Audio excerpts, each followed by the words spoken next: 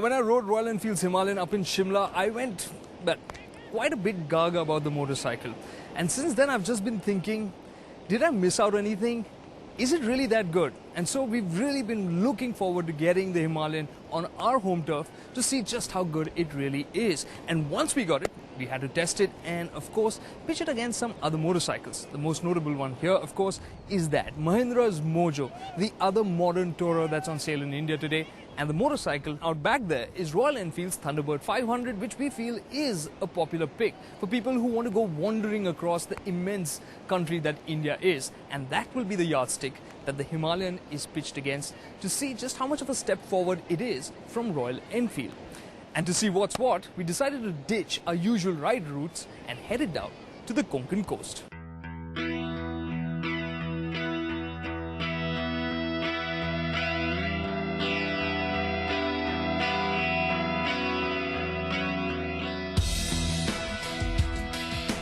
Sitting there on the beach, it's quite apparent that all three motorcycles here are quite different.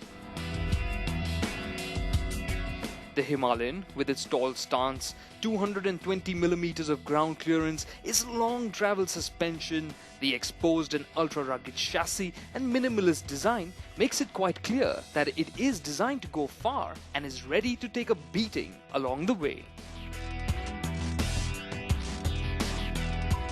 The Mahindra Mojo's design hints at a more sporty character. It has a bikini fairing, upside-down forks and sporty rubber from Pirelli. Finally, we have the Thunderbird. This Royal Enfield has a low and swoopy stance, like any good cruiser should. And in keeping with its classical looks, the hardware is a bit retro too, like a simple single downtube chassis and twin shock absorbers at the rear. And the dissimilarities go deeper than that.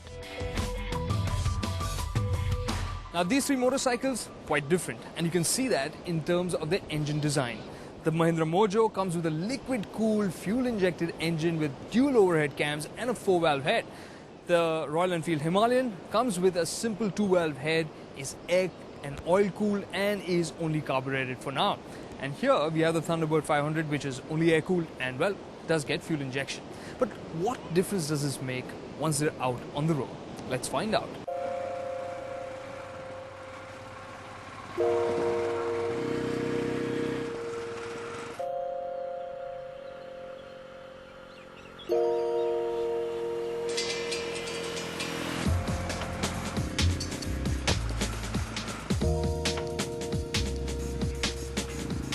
Which is the most exciting motor here? Well, that's quite simple. It's Mahindra's Mojo.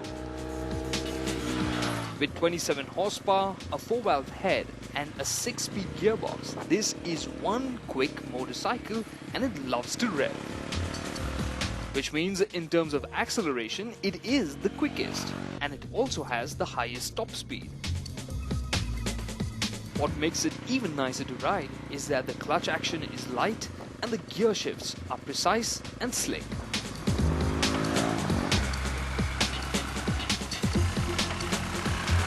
The Himalayan seems a bit disappointing in comparison. Its gearbox feels a bit notchy and the clutch is heavy. And despite having more displacement than the Mojo, it has less horsepower, only 24.8. But its 32 Newton meters of torque is more than the Mahindra and is made earlier in the rev range as well. While it isn't the quickest, it has adequate performance and the usability of power and torque helps it stand out.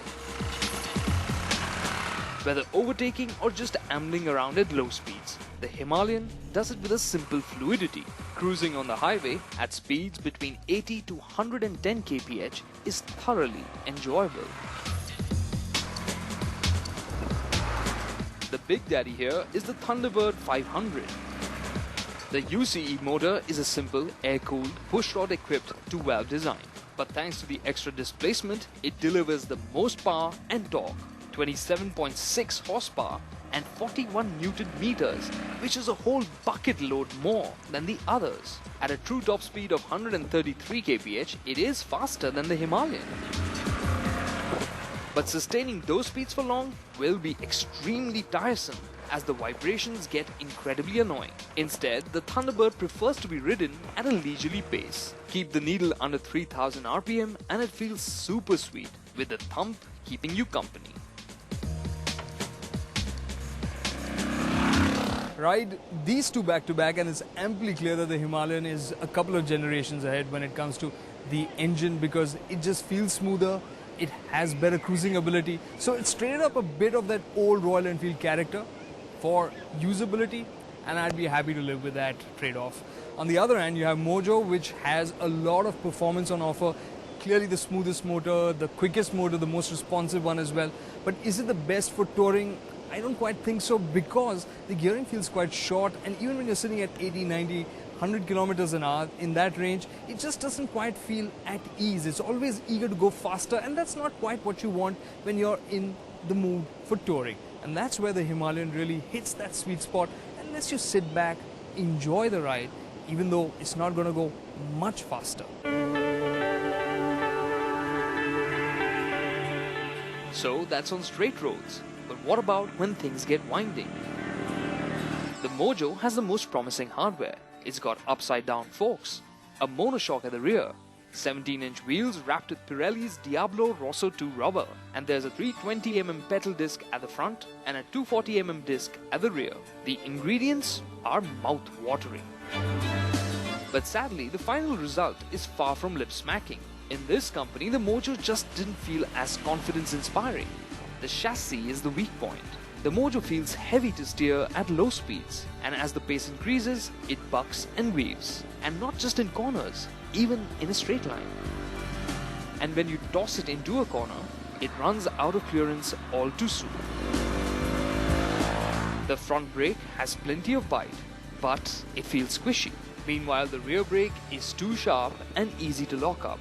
And when you combine all of this, the Mojo ends up feeling tiring and a bit worrying to steer. The Thunderbird, with its old school components, springs a nice surprise. It feels refreshingly light and precise to steer.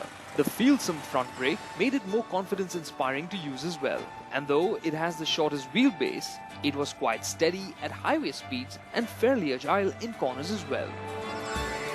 The Himalayan makes no bones about it. It's supposed to perform well off-road. So with its on-off-road tires, you wouldn't expect it to be a great handler on-road. But the Himalayan proves that wrong. The Seat Grip XL on the Himalayan provide lots of grip. And the Himalayan is very willing to drop into corners and can carry massively in angles as well. Its only one and serious weak point is the front brake. It's just very vague in terms of feel, and you need to use a lot of effort at the lever to get the full braking power.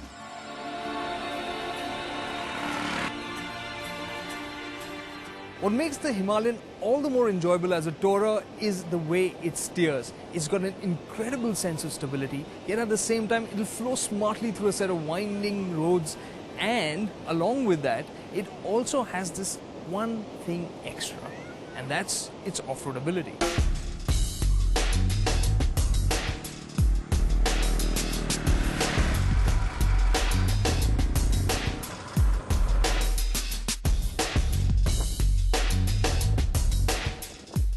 Right, now all three vehicles here can take on dusty and bumpy roads.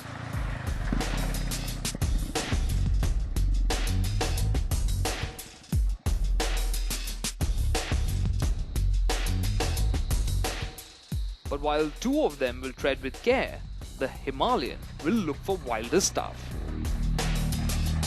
Although, you should remove the main stand if you need the full 220mm of ground clearance. The suspension soaks up harshness incredibly well, and when you combine it with the power and torque on tap, you can go further than imagined. This is a pretty serious motorcycle to go wandering into the wild with.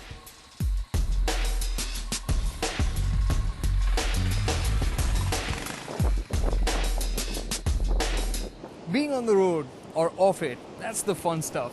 But we've got to talk about the practical stuff as well, whether you're planning to hit the highway or whether you're stuck in the city. So how do these three fare?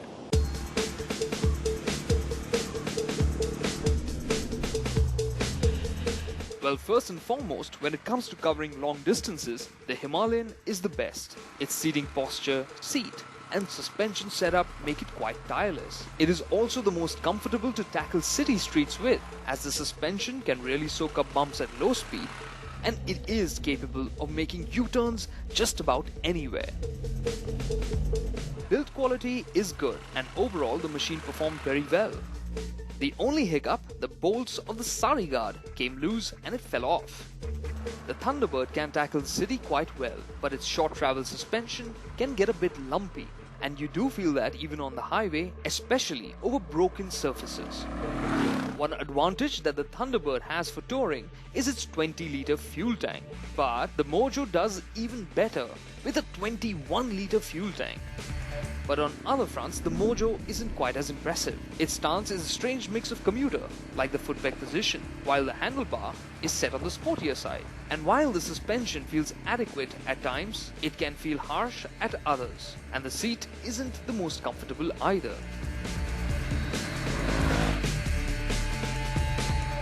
When it comes to fuel efficiency, the Himalayan is the most efficient in the city, with the Thunderbird following close behind, and the Mojo comes in third. Out on the highway, the Himalayan leads the way, and the Mahindra follows closely, with the Thunderbird following in after. All three motorcycles are priced within 25,000 rupees of each other. The Himalayan is the cheapest of the three, while the Thunderbird is the most expensive.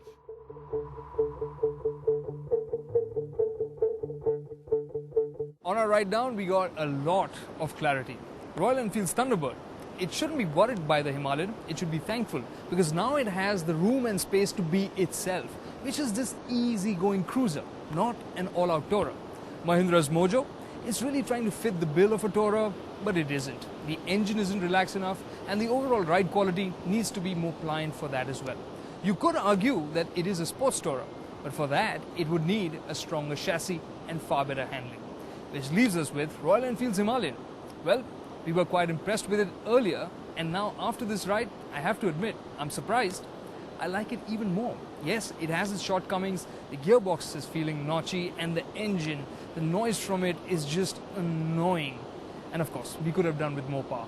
But on the whole, if we want to head out onto the highway, wander, explore, have a blast, I think Royal Enfield's Himalayan is the one that ticks the box.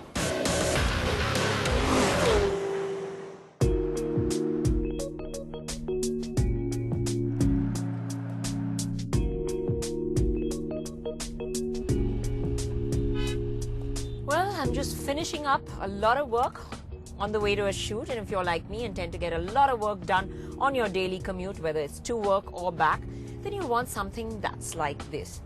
Spacious and comfortable that lets you do it in ease. But that's not all you want from your car. You want it to double up as the family wagon when you go out on your weekend getaways to the farmhouse. And of course, since you're making all that money and working so hard, you want it to spell luxury. Well, if all of that's what you're looking for, then the new GLS will be one of the probables on your list. So let's get under its skin and find out what it's all about. To begin with, it's clearly a facelifted version of the 4-year-old GL. The biggest area of change is the front, with a more contoured look that's in line with the newer lot of Mercs. A more rounded grille with the twin slats, the sweeping full LED and adaptive headlamps, and a more stylized bumper and bonnet change the look a bit. It's the same at the rear with the new full LED tail lamps and reprofiled bumper. But the essence and character are still very much the same. What is really new is the nomenclature that Mercedes have now given all their new SUVs. The S meaning this is the largest in their range. But it's not only just that. At over 5 meters long, it's also the largest SUV on sale in India. Which means here on the inside, it's a really spacious and comfortable place to be. As you can see, there's loads of legroom. The tallest of people will be comfortable over here. It's nice and wide. It's airy, the cabin with the panoramic sunroof, lots of glass areas. The seat bolsters you in nice and comfortably. So the middle row definitely gets a thumbs up from me. And of course, there is the third row as well, which I'll get to when we come to a standstill. Meanwhile, the middle row offers you all you need. The 12-volt charging point, the AC controls, vents at the top, side and center to ensure that you stay cool even in the scorching heat. There's also storage space for your phones and cup holders in the armrest. The seats recline too, and you can draw the shades to get really comfortable. Cruising along like this, the GLS really keeps you comfortable and you feel like you're gliding over the road. In comfort mode, it's fine as long as you're at an easy pace, but go quicker and it tends to be a little soft and springy on uneven surfaces or undulating roads. Sport mode tethers it down a little better. At low speeds, there is a bit of stiffness and you feel sharper road imperfections more than the smaller GLE. Still, the cabin keeps you well cocooned with the suspension working away silently and the overall insulation shutting the world outside. The new GLS's cabin too has been updated, but it's not as modern as its competitors. However, quality levels are still premium and there are new elements. There's a sportier 3-spoke steering, the instruments get a more detailed digital info display, and the top portion of the center console has also been revised. An 8-inch screen takes the pride of place on the dash now. The display does show everything in high-res clarity, and what the GLS also gets is Merck's latest Command online infotainment system. The system lets you browse websites, tune into internet radio, and use preset apps by connecting via a synced phone's 3G or 4G network. You can even enter inputs via touchpad. And there's Apple CarPlay too. The center screen is also the display for the GLS's immensely useful 360-degree camera. And like others in the range, it also gets a park assist function that will find and automatically park the SUV into a suitably large spot. Now, most Indian buyers will be like me, sitting in the middle row and being chauffeured around, so maybe there'll be minimal use for that aid. However, when you do get behind the wheel, remember, parking this gargantuan mammoth is a huge task, so it will be a boon. Now, whilst I stop and take a look at the third row, you take a look at the feature list. Mercedes has also added 3-color and 5-stage adjustable ambient lighting to the package. A panoramic sunroof, electric fold for the third row of seats, and cooled or heated cup holders are some of the other features on board. Oh, and the GLS also gets dial for dynamic select that lets you choose between 5 driving modes: comfort, sport, slippery, off-road and individual, each with its own powertrain, steering and suspension setup. Well, now that we're at a standstill to check out that third row of seats like I said I would, but before I get in there, just to show you how massive the GLS actually is, look at where I'm standing. I mean, the seat is just halfway up me. It's huge. It's very high off the ground. So getting into the third row, not a single step tumble like we're used to in cars lower down the range. Still, access is easy enough. But once you're in here, what's surprising is the amount of room. For someone my size, even a long journey would be absolutely comfortable in this back seat. There's only one problem: you'll never find me sitting in the third row of a car.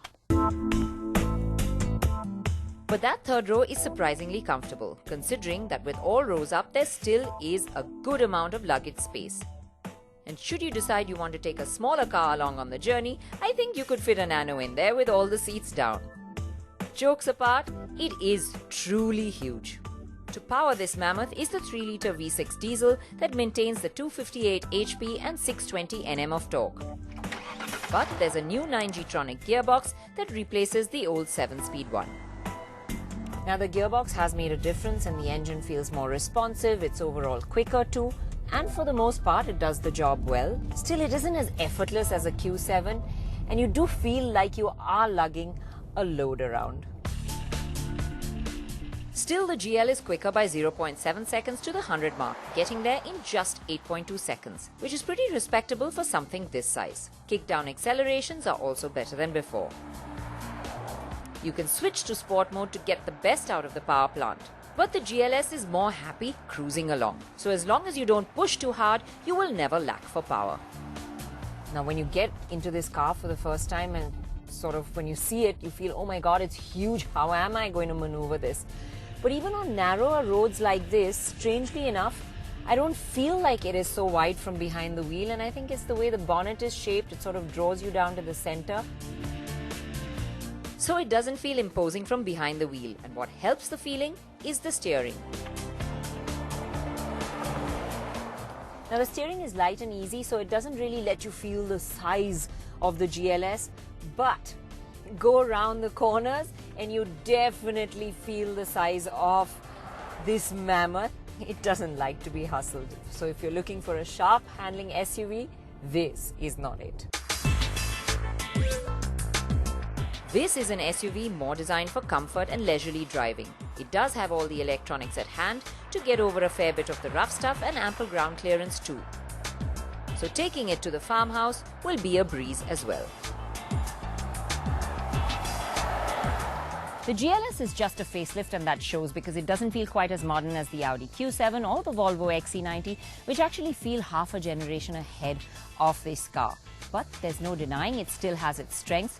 Of course, there's that road presence. It's massive. There's the spacious cabin, and within that spacious cabin, its USP, which is the comfortable third row of seats. Now, if you're a fan of the three-pointed star, there's no cause for worry because the engine now feels better.